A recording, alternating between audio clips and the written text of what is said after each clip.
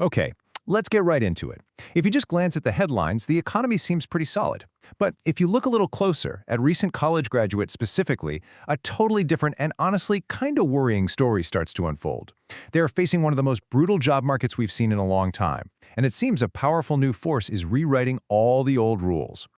So I want you to meet Michael. Just last May, this was him. You can almost feel that excitement, right? The cap and gown, the diploma, everything he'd worked for over 4 years. He was absolutely ready to take on the world and start his career. But that on-top-of-the-world feeling, it didn't last long. A few months later, reality hit. Hard. Michael was struggling, not just to get job offers, but to even get initial interviews. And his story? It's not a one-off. It's basically a perfect snapshot of what an entire generation of graduates is up against right now. Yeah, Michael's experience isn't just some sad story. It's what economists see as a serious warning sign, a red flag for the entire economy. So let's pull back and look at the actual numbers.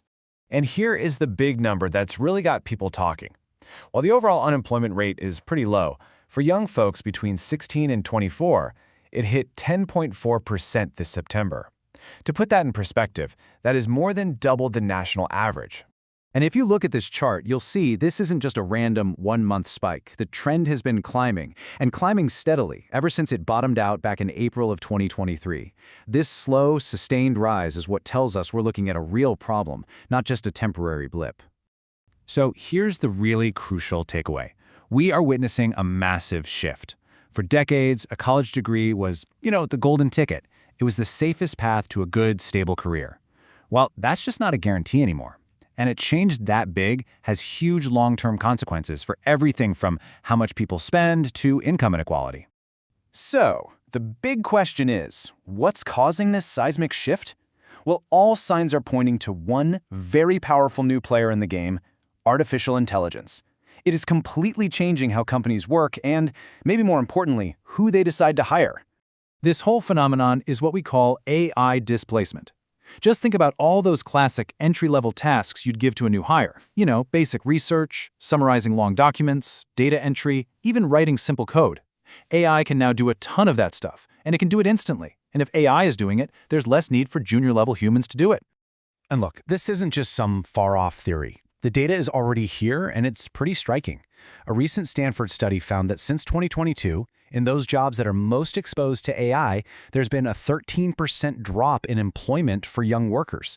But at the same time, jobs for the older, more experienced workers in those exact same fields, they held steady. And this quote from an expert really nails it. Even in a hot field like tech, the demand for junior engineers is shrinking because AI is handling more and more of that basic, entry-level coding work. But with any huge economic change, it's never just one thing, right? The story is always a little more complicated. So while AI is absolutely a massive factor, experts are kind of split on whether it's the only thing going on. And that's led to two competing theories. The debate pretty much boils down to this. On one hand, is this just a temporary post-pandemic correction? Companies went on a hiring binge during COVID and now they're just trimming the fat.